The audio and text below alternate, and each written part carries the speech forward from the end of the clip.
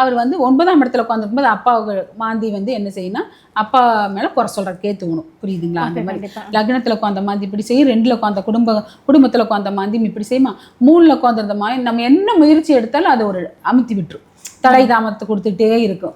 அப்போ வந்து மாந்திங்கிறது 3ஆம் இடத்துல உட்காந்தா இந்த மாதிரி விஷயங்கள் நடக்கும். இப்போ நீங்கள் நான் இந்த 12 பாவத்தை சொல்லிட்டு அப்புறம் அதுக்கு ஒரு தீர்வு சொல்கிறேன், சரிங்களா? 4ல் உட்காந்தா அம்மா கிட்ட நல்ல பேர் வாங்க முடியாது, வண்டி வாகனமெல்லாம் பழுது அடைஞ்சிட்டே இருக்கும், வீடும் வந்து நம்ம கரெக்டாக கட்ட முடியாது, மாற்றி மாற்றி கொஞ்சம் ஆல்ட்ரேஷன் பண்ணிகிட்டே இருப்போம். 4ல் மாந்திக்கு வந்தால், 5ல் மாந்திக்கு வந்தால் குழந்தைகள் சம்மந்தப்பட்டது, பூர்வீகம், இது ரெண்டுமே வந்து நமக்கு சரி வர கிடைக்காது, ஒத்து வராது, சரிங்களா? 6ங்கும்போது ஹெல்த் இஷ்யூ வரும், கண்டிப்பாக ஹெல்த் இஷ்யூ வரும். ஆனால் கொஞ்சம் வந்தாலும் பெருசாக பாதிக்காமல் நல்லாக்கி கொடுத்துருவார் அவர். 6, 11 நல்ல இடம், மாந்தி உட்கார்ற இடம் அப்படின்னு சொல்லுவார் தாத்தா. 6ஆம் இடத்துலையும் 11ஆம் இடத்துலையும் உட்காந்து அவர் நன்மை தான் செய்வார். ஆனால் உடம்பு சரியில்லாமல் போகும், 6 நாள் நோய் தானே.